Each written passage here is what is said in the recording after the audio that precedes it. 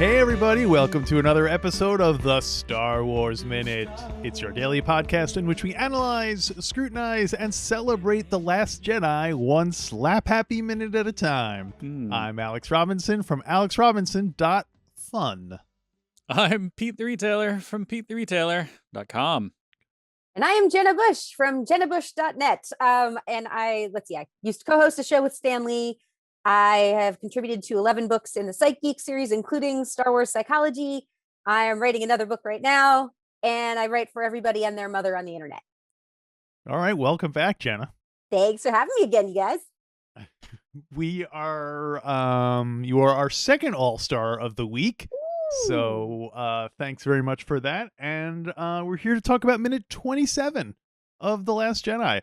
Minute 27 starts off with Luke leaving the magic tree and the sacred text therein, and it ends a minute later with FN 2187 asking them how Rey will find them now.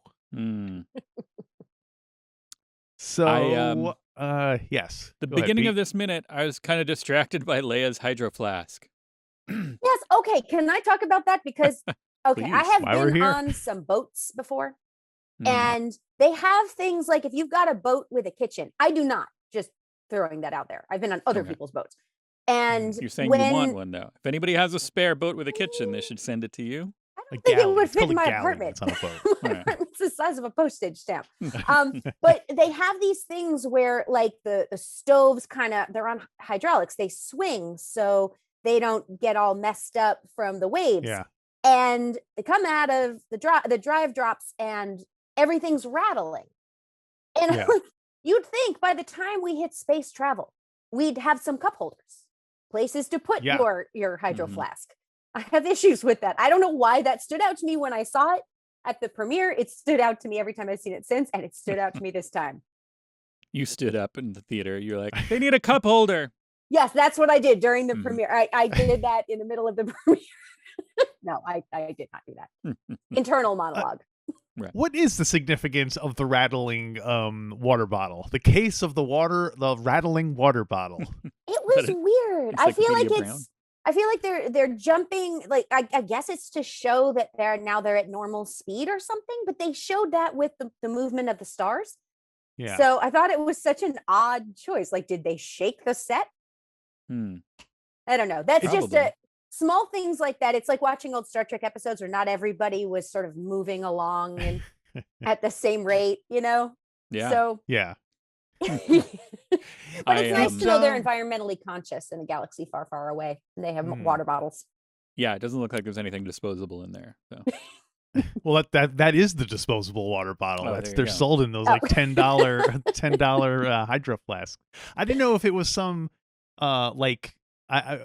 it made me wonder because in the last scene we saw with Luke, he infamously drank the green milk out of the hydro flask. So I wonder if they got like a twin set where they each have one. A twin set.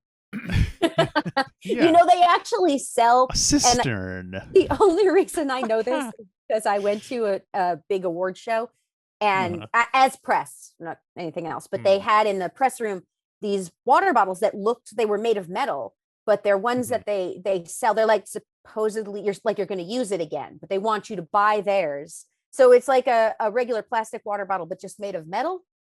I don't know.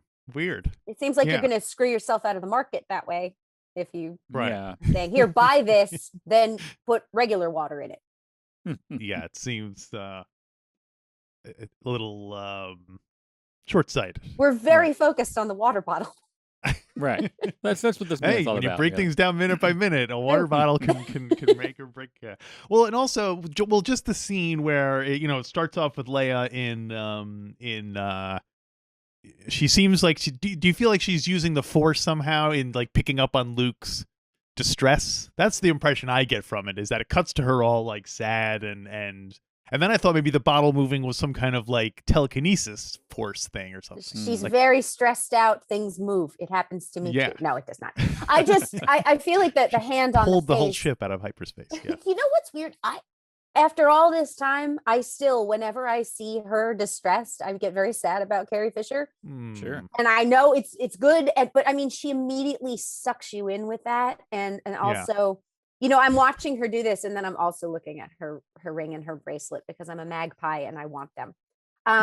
But aside from that, it's just, she does look like she's feeling something. She's obviously far more connected to the Force than she ever was when she was younger. Like, she got feelings and impressions and things like that. But now she flies through the air. Like, she's really focused on the Force she's now. going to kick it up a whole nother level. Yeah. And, I just have to say, like, seeing her sad, it's been a little while since I've watched the whole film, though I've seen it quite a number of times. And I hate the fact that I love the films. I'm sure I'm going to get angry tweets either way, but no matter what you do, people are going to be angry at you. Oh, I got actually a tweet after the anniversary of the last Star Wars film. I got a tweet saying, because I liked it, that it was the anniversary of a shill tweet. So they celebrated the fact that they were mad at me a year later. So I'm just throwing that out there. But that's a grudge. Oh yeah. People are mad. But I part of me is really sad that Leia, Luke, and Han didn't get the happy endings that I thought they did. Or even a scene together. Yeah. I know. I mean, I guess in this one, Luke and a form of Luke and Leia meet, but it would have been nice to see the old gang back together again. Everybody together. Yeah, it happens. Well, friends drift, but but it is interesting that she's got like she's obviously feeling something. Yes. Because she's very sensitive to everyone else. That seems to be one of her major powers, is that she can feel other people's feelings. I don't think that it's I don't think that's true. No, I don't think that it's I don't think that it's Luke true. Because Luke has cut himself off from the Force, so I don't think he was able to maybe it's Rey. Convey. I think it might be Rey. Like she's could be. Two of those rings. Talking to Rey, feeling Rey's presence in the Force, and Rey is kind of, distressed and disappointed and confused in the scene that we just saw her in. So she's kind of feeling that and hoping that it goes well. Yeah, I mean, she could be feeling any number of them, but she just seems connected to everybody.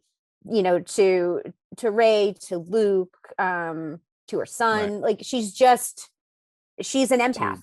That's what it feels like. To Boshak, to I'm trying to think of who else. Who else did we know to be vaguely at least Force sensitive?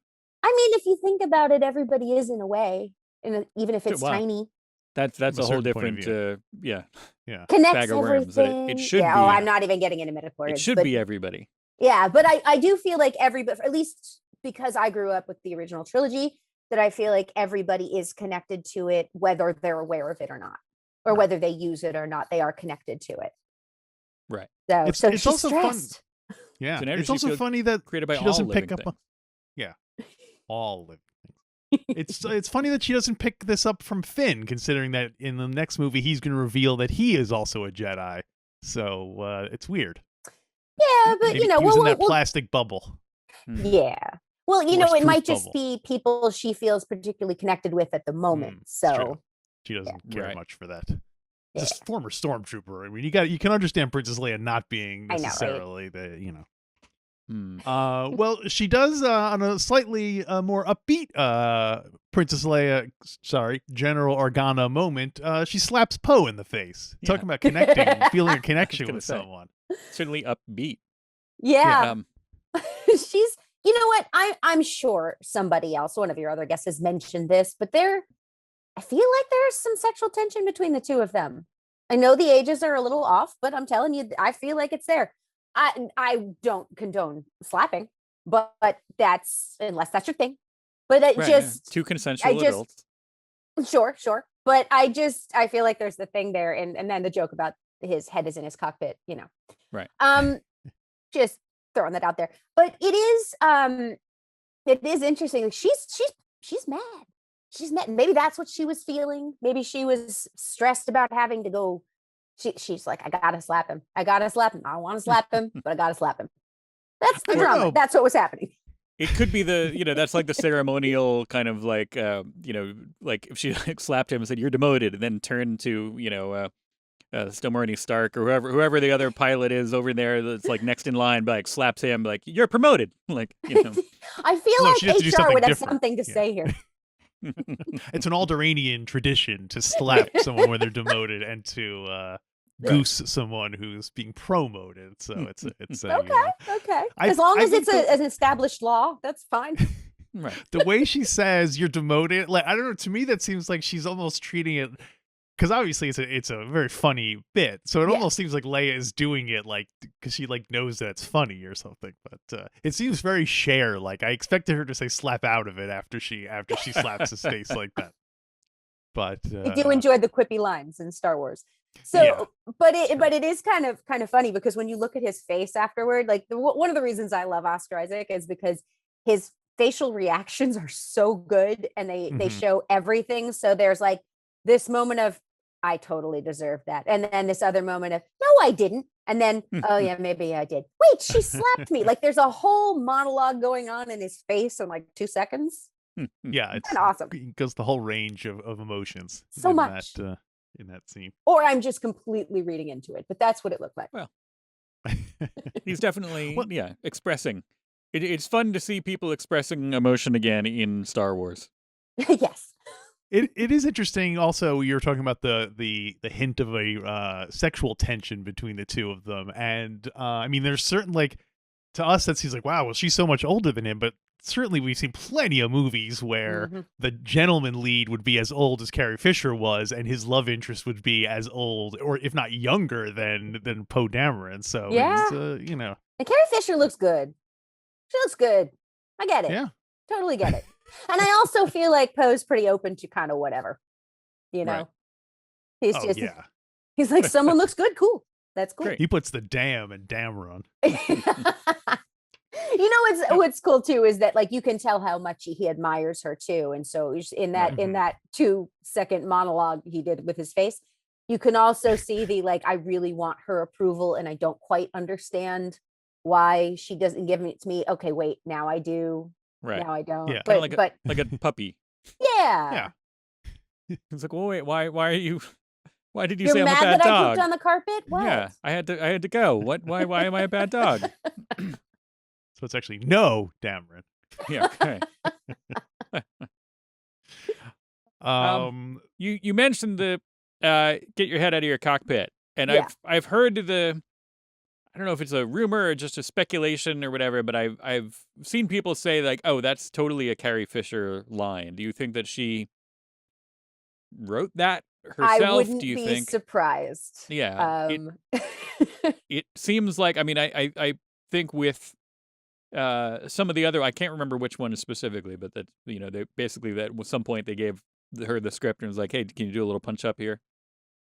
And So was there something about the Death Star in the Force Awakens? I thought there was one line about something about the Death Star in it.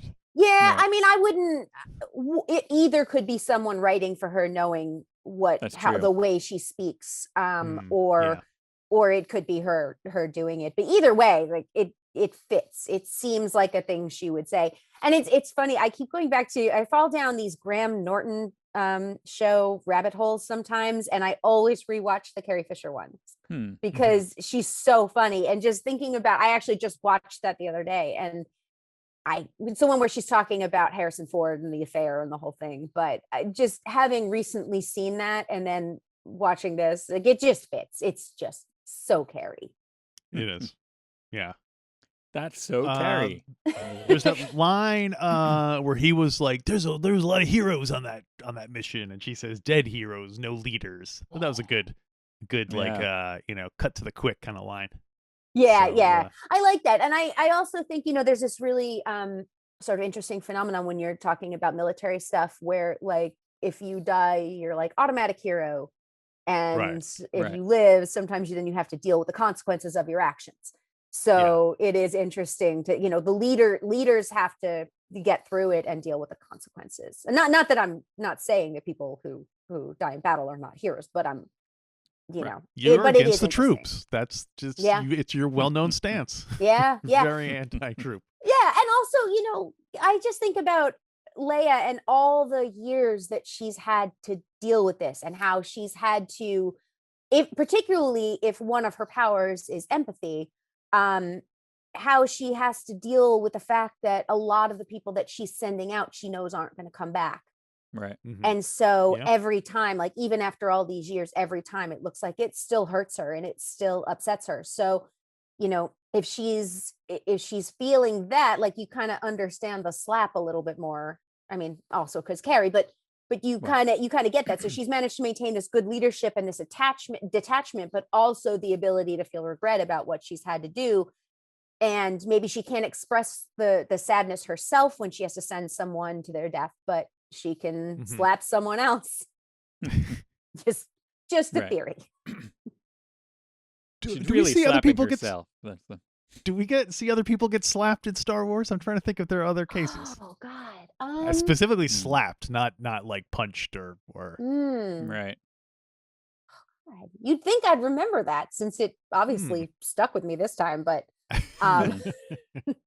but just, in some of the novels you can kind of feel that. And also, she's stressed. She's obviously feeling a whole bunch of other people's drama and she's having a bad day.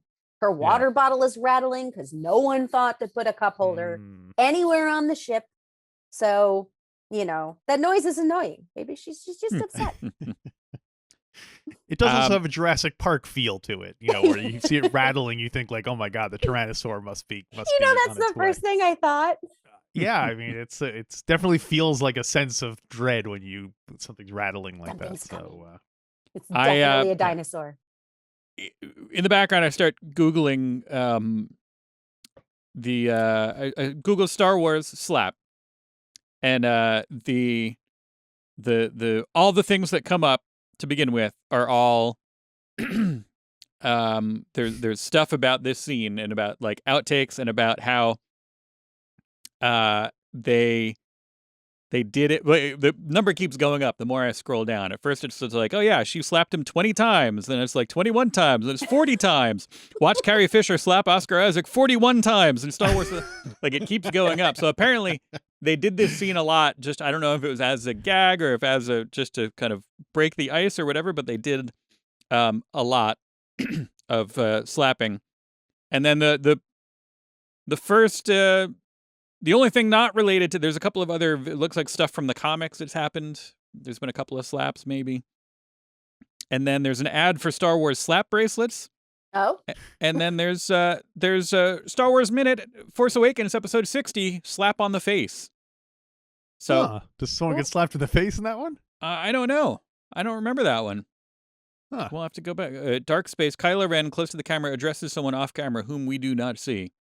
I don't think so. There's Kylo Ren talking to Vader's helmet in The Force Awakens. Would you be 100% surprised if Kylo slapped someone? I mean, I wouldn't. I feel like he's a slapper. But like backhand slap or forehand slap? Oh, he's definitely backhand slap. Yeah. Yeah. Although, and it's funny, like I've had to do it on stage before and you're supposed to cup your hand. And I just wonder if Carrie actually did that or if she just kept smacking. After 47 times, I mean, she was probably right. Yeah. using that's what makeup's for. Got to cover up the redness. I was going to totally change gears here for a second and talk about robots. Oh, that's funny. My last note is about some of the robots too. Okay. I did have one question about as we mentioned. I guess it's at the very end, so we can save it for that. But again, FN 2187's motivation, where it's just like imagine just walking into like a boardroom and being like, "Where's my friend?" Like, okay, like come on, like I know we got it. But yeah, I wrote down Finn's concern for Rey is pathetic. I mean, I know like she helped him escape from Jakku or whatever, but like you said, like get some perspective. What, this girl you have a crush on isn't here? Like, come on, we got bigger fish. Got a boyfriend, got a nice boyfriend. Like he's got a thing, Right. I get the focus. He's young. He's a little bit. I'm willing to accept it because we know Finn grew up in a very bizarre environment and really he might not know that. But if anything, you'd think he'd be more quiet and deferential because he's used to being like part of a chain of or he was so tired of that and had to repress all this for so long. Now he just blurts out anything that comes to his head. Yes, anything. And he's like, Leia, you can slap me. Anything. Just something that's not stormtroopery. Right. So yeah, I mean I feel like it kind of fits his character at this point.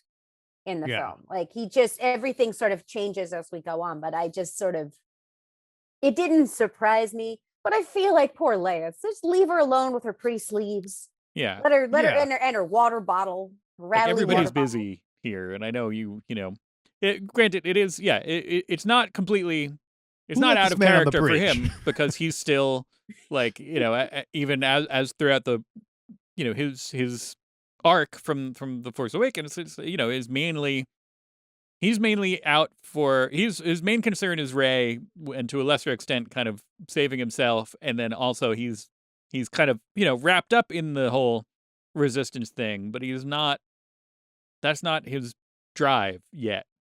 Yeah, his drive is Rey. It's becoming it. And considering how they met up and all of that, it sort of makes sense that she's this sort of touchstone for him. Right. Whether it's the romantic thing or not, like he's sort of, when you're not supposed to form attachments, when you're not supposed to be close to people, when you're supposed to act like what I thought stormtroopers were when I was very little and saw the first film, I thought they were droids. Sure. I was very little. So when I first saw it, but then and on home video, of course, you mean? Yeah. Yes, actually it was. The first one, the second one I saw in the theater was still in footy pajamas. Throwing it out there. My age is on Wikipedia. No one, I can't lie. Your age is on publicly editable Wikipedia. Yes, but also I'm friends with everybody I went to high school with, and they would tell you if I lied. Someone would tell you.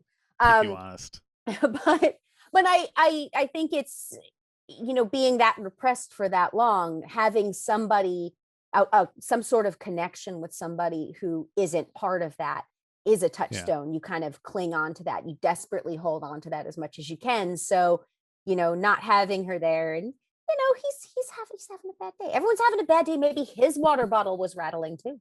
And now he's mad. We just saw the scene before. He was spurting water all over the place. Yeah, he was a water bottle. And then that suit. It's not an easy day for him. I think on a meta level, it just bugs me because, I'm, as other people have pointed out, Finn does not really have much of an arc in the overall story. And I feel like he kind of got past the, no, so I'm thinking this out. So I feel like he established his loyalty to the Resistance in the last movie. Like, okay, that feel like he was an outsider. He made the chief. Said, okay, you know what? I'm coming back with you guys, and now to have him be all not part of the Resistance again. It seems just kind of like, a lot of these movies do. It's kind of counteracting what happened in the other movie. It's sort of saying, no, he's not with the Resistance yet. Now he still doesn't know if he wants to be part of it. So even in the Force Awakens, he was always like, we're gonna go save Rey. He wasn't like, all right, I'm in it for the battle. He was like, we're gonna go save Rey. He's like, I'm looking for my friend. That's his entire motivation up until even a couple of weeks from now or whatever, months. Yeah. When we see, his actions are still primarily like, okay, where's Rey? And people join revolutions for different reasons. Yeah. Sometimes it's for love. But this is like if you started The Empire Strikes Back and Han Solo was just talking about how much he loved rewards and stuff. Like, right. I mean, that was the old Han Solo. In the beginning of The Empire Strikes Back. Yeah. I mean, look, Your Honor. In the beginning of The Empire Strikes Back, Han Solo's like, I gotta leave. I gotta pay off debts. Well, yeah. Right, but he's not talking about how much he's clearly has regrets about it, and also he doesn't spend the whole rest of the movie saying, "Oh, I have a price on my head, I have a price on my head." He just a thing at the beginning to set it up, and then the rest of the movie it's never mentioned again. I'm obviously when Boba Fett comes around, but like I feel like every third word out of poor John Boyega's mouth is something about Rey. So yeah, it's a shame about that. I love the movies, I do, but I certainly have critiques, like everybody does. Right. And one of them is that, frankly, I wanted more Finn. I wanted to see more of his story. Because just I remember the moment seeing that first time where his head popped up and he's in the stormtrooper outfit, and I was like, oh, ooh, and it was so cool. And I do wish they, like certain other characters, I do wish that they had focused more on that and more on, where he goes, and not just like, I felt like it could have been 6 movies, and I'm not no one yell at me for that. It's not going to happen. But I just, we're getting plenty of movies, but it's not this.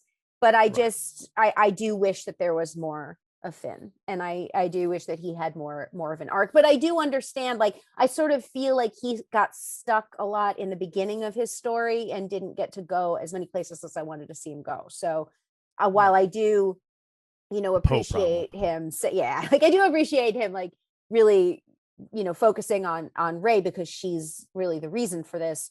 I do wish he had gone beyond that. Yeah. I feel like in a weird way, it's almost like a throwback to what like a female character would, where they're just, all they're interested in is this guy. Like, the only interest is a romantic story. That's all there is to the female character. Like, it's almost like the Bechdel test. Could Finn do something that has nothing to do with Rey and right? Like that. Well, what's interesting? I write a lot about feminism and things like that in the geek world, and one of the things that we were seeing for a while, and it was kind of fun for a while to see, like, the male characters being put in what were traditional roles for female characters. But in the end, what I really want are all well fleshed out characters. Right. Like, it's fun. It's fun to sort of see them, like the Hawkeye thing where you see all the male characters and the poses that the women have to do and all that. That's fine. It's funny. We've moved on from there. And I think that now it's just time to just make them all actual people. That would be cool too. Of all genders. Like, I think that part is, it's not about payback for how long women were treated that way in fiction. Like, now, could we just have everybody be cool? That's cool. Peoples is people. Yeah. Well, so going backwards, talking about robots for a second. Yeah, talking about robots. Well, this is the first time I really noticed that the bridge of the Raddus there's a lot of BB-8 BB droids rolling around on that deck, and it made me think that there are a poor design for droids to be rolling around on a deck, because we have 2 cats and a small dog, and I am constantly tripping over these animals that are at my feet. So I feel like you'd want a taller droid so that when you're running around, you're not like, whoa, falling over this rolling ball. Your thoughts, panelists? R2 seems like a good size. You're less likely to hit over him because he's a little taller. He's like the size of a mailbox. I love that design, but you're right. And also, it seems like if nothing's really that stable to the point where water bottles are shaking, I've really focused on water bottles. But then it seems like things that roll, that might be difficult. Like, I never really saw a moment where there were breaks or anything. So I would trip over them. I don't know about anybody else, but I would floating trip over droids. them. Yes, if they're higher up, that'd be great. I would fall. I mean, I have 3 cats, so we trip over them all the time. Not that big. I'm asking for trouble. It's like having yoga balls rolling all over the deck. That the BB droids have, basically collision detection, and they are avoiding anybody tripping over them. Can we give that to my cats? Out of the way. Potentially, they need that. Well, yeah, I guess if that's what I'm assuming, that they also, they know we saw how BB-8 handles in a ship that's bouncing all over the place, but they also, I think, kind of get, they'll avoid being trod upon. I think my cats do it on purpose. Oh yeah, definitely. Yeah. But yeah, we see 2BB2, which is, I keep forgetting his name, and now I got it. 2BB2. 2BB2. He's now the there blue are 2 BB2 of them. Exactly. That's how you remember. He's the kind of dark teal. Well, I thought it was a medical droid, but maybe not. And then we got a kind of a dark and a little more scrappy looking one, and he's BB4. That was the first version. Right. Yeah, he's half as good as BB-8, and he knows it. Yeah, BB4 is kind of like dark gray and black, and he on his ball is there's like a rebel insignia and something kind of printed in Orbash that I was trying to translate it, and it kept coming out as nonsense, and I don't know if that's my fault or if it's just they printed some nonsense on a droid to be like, the nerds are going to translate this, and it's code for something. It's probably code for something. It could be, yeah. Yeah.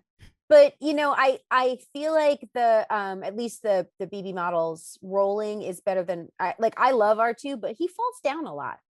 Yeah, he's That's very true. he is taller and narrower. That is a weaker. Yeah. I think you want Yeah. those. Remember those dome droids that were in the Sandcrawler? That's like the Sure. safest design. That thing's Yeah. not going to roll over Like at a big, all. That's like Yeah. It's like a Like a hassock or hermit. something, like a footrest just rolling around. See, Yeah, if I totally. had a droid, I would need my droid to be cushioned in some way for when I inevitably stub my toe and go. fall Why over don't it. they cover the droids with some kind of like know. upholstering or something? You get fewer dents that way. Yeah, or scratches. They'd be Like more probably huggable. They heat up. wrapped up you in know. plastic like an old Italian lady's sofa. She's Right, like, the ro- My grandma's neighbor totally did that. Mm. You sit down, it goes crinkle. yeah. Yeah, you don't will see, I suppose, then if they were covered in plastic, they'd make noise. You couldn't sneak up on anyone. But I do yeah. think they would be cuddly if they were all squishy. But mostly it's because I lived in New York in a tiny apartment for a long time, and I had to pad Yeah. all the corners of things that were metal because I bumped Yeah. into them a lot. Yeah, it should be like that what was that big medical droid in that Disney Oh, movie? Baymax. Yeah, it should be like that, like a big Yeah. inflatable droid that's Yes. soft and yeah. They're both Disney. There could be some sort of crossover. So we shouldn't say things Inevitable. like that. Inevitably, it will happen. When the singularity is achieved, all the pop culture will be in one Right. crossover event. The multiverse of madness.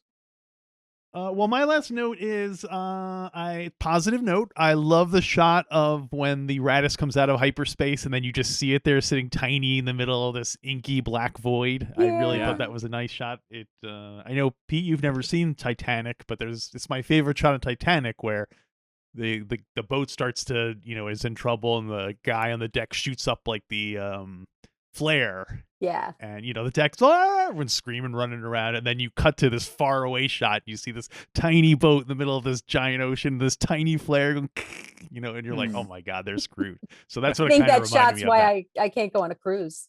Oh, really? It just conveys I the blame that size shot. of the ocean. Mhm. So, yeah, I really love that shot. Cool shot of the Raddus there in space. It is. And that's all I have for minute number 27. You guys got anything else you want to talk about?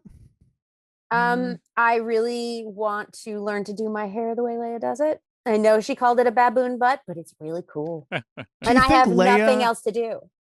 Does Leia have a stylist on the Raddus, do you think? Oh, no, does she do that totally all does it herself. Wow. Totally does it herself.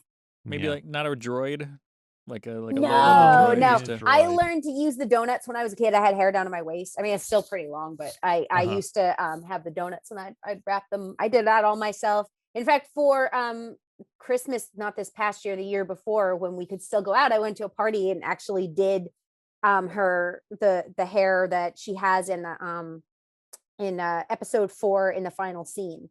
So and I've done Leia hair for every premiere that I've been to for Star Wars. So nice. Yeah, no, you can totally do it yourself. And she does come from a long line of elaborate hairstyle people. Although Padme had to have had her Padme definitely had someone. Yeah, probably did all that stuff. So yeah, you never know. You never know. Well, Jenna, thank you for joining us today for minute 27. You want to give one last shot at plugging your stuff? I'm sure everyone is now eager to check it out. Oh, that would be cool. Yes, my website is jennabusch.net. I'm at Jenna Busch everywhere, BUSCH, like the beer, not the president. Star Wars Psychology is on Amazon, Barnes & Noble. It's been translated into a whole bunch of languages. So you can get, I think, Russian and Chinese, and I think Portuguese and Spanish too. But we've got tons of them out there. There are 12 books. I've done 11 of them. I have some other books coming out soon that I can't talk about yet, but also check out vitalthrills.com. That is where I've been doing most of my writing lately, and I am very proud of the site. Oh, cool. Well, check it out. And you guys should check us out on the next Star Wars.